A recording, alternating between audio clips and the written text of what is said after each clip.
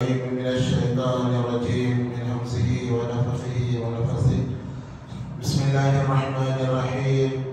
اهدنا الصراط المستقيم۔ اللہ تعالیٰ کی فضل و کرم اور اس کی توفیق سے سورہ فاتحہ کی تفسیر چل رہی ہے اور اس کی آیت نمبر 6 اهدنا الصراط المستقيم کے تعلق سے ہم گفتگو کر رہے ہیں۔ اهدنا ہدایت دے ہمیں صراط المستقیم سیدھے راستے کی۔ اور اس سے پہلے یہ بات گزر چکی ہے کہ ہدایت دے یا راستہ دکھا، اس کے اندر دو معنی ہیں، ایک یہ کہ راستہ بتانا اور دوسرا یہ کہ منزل تک پہنچانا، یا ایک یہ کہ سیدھے راستے کی طرف رہنمائی کرنا اور دوسرا معنی یہ ہے کہ توفیق دینا۔ تو راستہ بتانا یہ میں اور آپ ہر کوئی کر سکتے ہیں۔ انبیاء علیہ السلام کا بھی یہی طریقہ تھا کہ وہ سیدھا راستہ لوگوں کو بتاتے تھے، لیکن توفیق دینا، ہدایت دینا، ہدایت دل میں ڈالنا یہ صرف اللہ کا کام ہے۔ کسی اور کو اختیار نہیں کہ وہ کسی کو ہدایت دے، یہاں تک کہ پیارے نبی جناب محمد رسول اللہ صلی اللہ علیہ وسلم کو بھی اختیار نہیں کہ آپ اپنی مرضی سے کسی کو سیدھے راستے پر لائیں۔ اسی لیے اللہ نے کہا اِنَّكَ لَا تَهْدِي مَنْ أَحْبَبْتَ، اے نبی صلی اللہ علیہ وسلم آپ جس سے محبت کرتے ہیں اس کو ہدایت نہیں دے سکتے، وَلَكِنَّ اللَّهَ يَهْدِي مَن يَشَاءُ، لیکن جس پر اللہ چاہتا ہے اسی کو ہدایت دیتا ہے۔ اور اس سے پہلے میں نے مثال بھی پیش کی کہ ابو طالب جو آپ کے چچا تھے، نبی صلی اللہ علیہ وسلم بڑے حریص تھے کہ وہ چچا ایمان لائے، بہت کوشش کیے،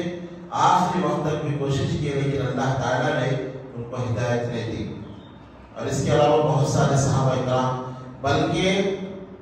بعض کفار کے لیے آپ صلی اللہ علیہ وسلم نے بددعا کی تھی۔ بعض روایت میں کہ 4 کافروں کا نام لے لے کر آپ صلی اللہ علیہ وسلم نے بددعا کی، اللہ نے ان کو ہدایت دی۔ سبحان اللہ، فتح مکہ کے موقع پر یہ لوگ مسلمان ہو گئے۔ بلکہ جنگ احد کے موقع پر جن کافروں نے آپ کے چہرے سے خون نکالا تھا اور جن کافروں کی وجہ سے آپ صلی اللہ علیہ وسلم گڑھے میں گر گئے تھے، مسلمان جیتی ہوئی جنگ ہارے تھے،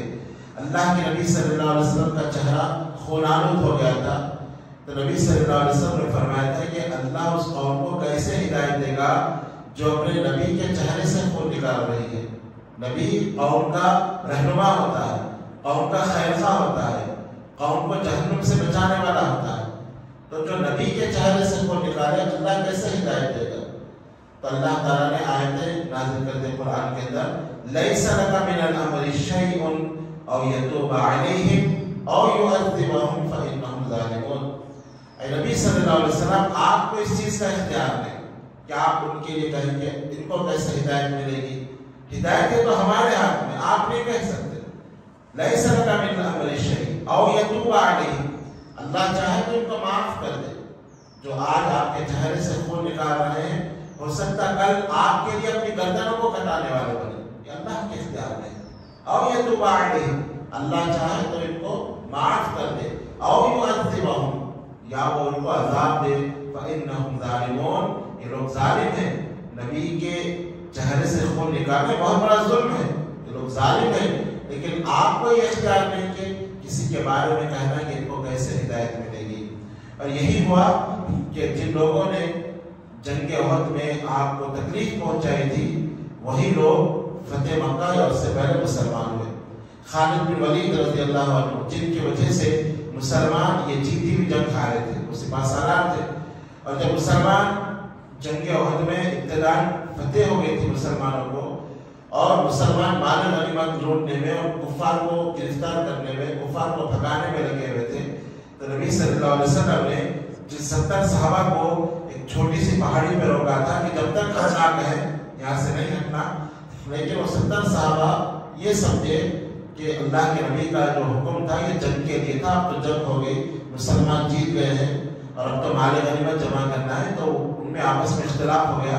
اور اس میں سے تقریباً 50 صحابہ اتر گئے، 50 سے 60، 10 صحابہ صرف پہاڑ پہ موجود رہے۔ خالد بن ولید رضی اللہ عنہ جو بھی مسلمان نہیں ہوئے تھے بھاگتے ہوئے انہوں نے پیچھے سے اس پہاڑی کے چھوٹے سے حصے کو خالی دیکھا تو پلٹ کے اس پہاڑی پر آیا اور 10 صحابہ جو ٹھہرے تھے ان کو شہید کر دیا اور پیچھے سے مسلمانوں پہ حملہ کر دیا۔ مسلمان جو جنگ جیت چکے تھے اور مال غنیمت جمع کرنے میں مصروف تھے، اچانک حملے سے گھبرا گئے اور حملہ کر کے اپنے جھنڈے کو اٹھا دیا اور کفار کو آواز دی تو بھاگتے ہوئے کافر پھر پیچھے پلٹ آئے۔ تو اس طرح مسلمان دو دشمنوں کے درمیان جو ہے پس گئے اور 70 صحابہ کرام رضی اللہ عنہ شہید ہوئے۔ نبی اکرم صلی اللہ علیہ وسلم خود ایک گڑھے میں گر گئے، آپ کی جو ٹوپی تھی لوہے کی وہ اس کے خول آپ کے چہرے مبارک میں دھس گئے، آپ صلی اللہ علیہ وسلم کے دانت ٹوٹ گئے اور جب ان کو نکالا گیا تو نبی صلی اللہ علیہ وسلم کے چہرے سے خون کے فوارے نکل گئے اور آپ صلی اللہ علیہ وسلم ایک گڑھے میں گر گئے۔ بڑی تکلیف ہوئی تو آپ کی زبان سے نکلا کہ اللہ اس قوم کو کیسے ہدایت دے گا جو اپنے نبی کے چہرے سے خون نکال رہی ہے۔ تو اللہ تعالیٰ نے فوراً آیت نازل کی، فوراً بغیر کسی تاخیر کے، لیس لک من الامر شیء، آپ کو یہ اختیار نہیں، یہ ہدایت ہے ہمارا اختیار ہے، آپ نہیں کہہ سکتے کہ ان کو کیسے ہدایت ملے گی۔ اللہ چاہے تو ان کو ہدایت دے اور اللہ چاہے تو ان کو عذاب دے۔ اور ہوا یہی کہ بعد میں خالد بن ولید رضی اللہ عنہ اسلام قبول کیے اور مسلمانوں کی سپہ سالار بنے اور اتنی بہادری سے کا ثبوت یہ کہ اللہ کے نبی صلی اللہ علیہ وسلم نے خود ان کا لقب سیف اللہ، یہ اللہ کی تلوار ہے، اور اتنا مشہور ہو گیا تھا مسلمانوں میں کہ جس فوج کے کمانڈر خالد بن ولید رہیں گے مسلمان وہ جنگ کبھی ہار نہیں سکتے، جہاں جاتے چاہے مسلمانوں کی تعداد کتنی کم کیوں نہ ہو، اللہ نے اتنی صلاحیت دی تھی کہ اپنی صلاحیتوں سے اللہ کے حکم سے وہ بڑی بڑی فوجوں کو جو مسلمانوں سے 10 گنا زیادہ بڑی فوجیں ہوتی وہ ان کو شکست دیتے تھے۔ قیصر و کسریٰ اور بڑے بڑے سپر پاور طاقتوں کو خالد بن ولید رضی اللہ عنہ نے تیر کیا اور ان کو جو ہے شکست سے دوچار کیا۔ تو مسلمان یہ سمجھیں کہ خالد بن ولید رضی اللہ عنہ جہاں رہے ہم ہار نہیں سکتے، تو عمر بن خطاب رضی اللہ عنہ نے جب یہ دیکھا کہ مسلمانوں کے عقیدے خراب ہو رہے ہیں تو عین حالت جنگ میں خالد بن ولید رضی اللہ عنہ کو معزول کر دیا، کہا کہ تم کمانڈر نہیں تم سپاہی کی طرح لڑو گے۔ وہ تیار ہو گئے اور انہوں نے فوراً کمانڈری سے وہ ہٹ گئے اور وہ سپاہی بن کر لڑے۔ تو بہت ساری جنگیں انہوں نے لڑی اور اللہ تعالیٰ نے مسلمانوں کو فتح کیا۔ اور اس جنگ احد میں جو وہ کافروں کی طرف سے سپہ سالار تھے وہ ابو سفیان کمانڈر تھے، فتح مکہ کے موقع پہ وہ بھی اسلام قبول کی۔ تو کہنے کا مطلب یہ ہے کہ یہ ہدایت اللہ کے اختیار میں ہے۔ اللہ کے نبی جس سے محبت کر رہے ہیں، آپ کے دل میں شدید خواہش ہے کہ ان کو ہدایت ملے، اللہ نے ان کو ہدایت نہیں دی، اور اللہ کے نبی جن کو بددعا دے رہے ہیں کہ ان کو ہدایت نہ ملے، اللہ تعالیٰ نے ان کو ہدایت سے نوازا اور اللہ نے یہ ثابت کیا